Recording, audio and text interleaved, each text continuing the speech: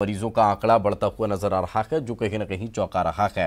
आगे बढ़ते हैं, ग्वालियर और बड़वानी में 5 कोरोना पॉजिटिव मरीज मिले हैं। ग्वालियर में पॉजिटिव मरीजों की संख्या 84 पहुंच चुकी है। बड़वानी में 3 पुरुष और 2 महिलाओं में कोरोना पॉजिटिव मिला है। सेंधवा शहर में कोरोना पॉजिटिवों की संख्या 12 हो चुकी है।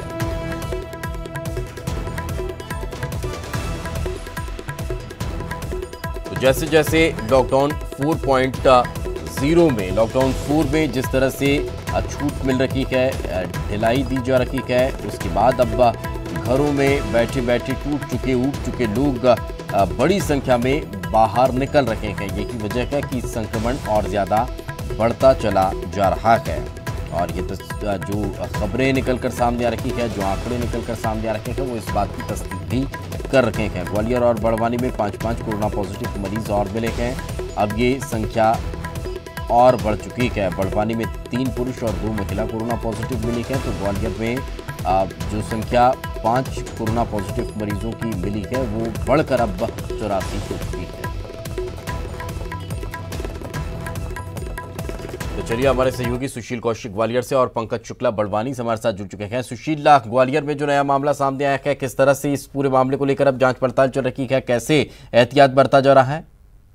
देखिए, ग्वालियर में 5 नए मामले आए हैं कोरोना के। इसके साथ ही कुल 84 मामले हो चुके हैं। अभी 48 एक्टिव इनमें मामले हैं।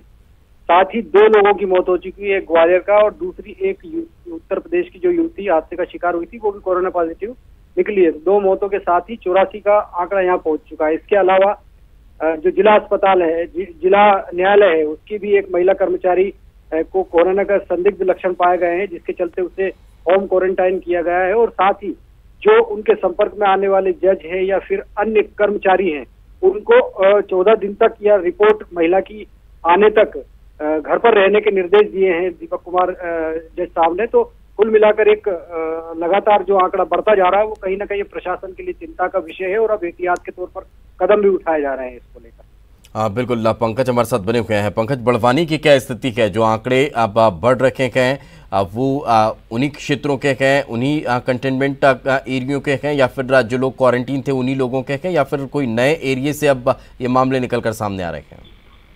दीपेश जी, पिछले कुछ दिनों में नए क्षेत्रों से ये मामले निकल करके सामने आने लगे हैं, जिससे कहीं ना कहीं अब जो है खतरा बढ़ता नजर आ रहा है। क्योंकि अब लॉकडाउन 4 में प्रवेश हो चुका है, और जिस तरीके से छूट दी जानी है, तो कहीं ना कहीं इन संख्याओं में और इजाफा होने की संभावना है। दूसरी बड़ी चीज ये है कि जिस तरीके से नए क्षेत्रों से मरीज निकल करके आ रहे हैं, तो कहीं ना कहीं जो प्रशासनिक अमला है, वो भी कहीं ना कहीं जवाबदेही उनकी तय होना चाहिए।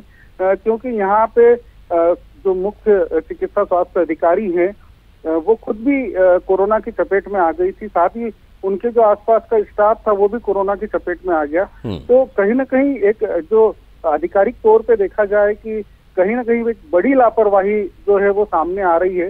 दूसरी एक जो आम जनता के बीच में बातचीत जो निकल करके सामने आ रही है, वो ये भी है कि जिस तरीके से सेंधवा में कोरोना पॉजिटिव मिल रहे हैं, तो वहां से उन मरीजों को उठा करके बड़वानी लाया जा रहा है जिला मुख्यालय पर, जहां पर कि कोई भी कोरोना के पेशेंट नहीं है। ऐसे में जब बड़वानी में पेशेंट निकलना शुरू हुए थे, तो उसके पीछे रीजन यही सामने आया था कि जब सेंधवा के पेशेंटों को यहाँ भर्ती किया था, तो नर्सिंग स्टाफ इन्फेक्टेड हुआ। बिल्कुल, तो कहीं ना कहीं इसका भी ध्यान देना होगा, एहतियात बरतनी होगी, तब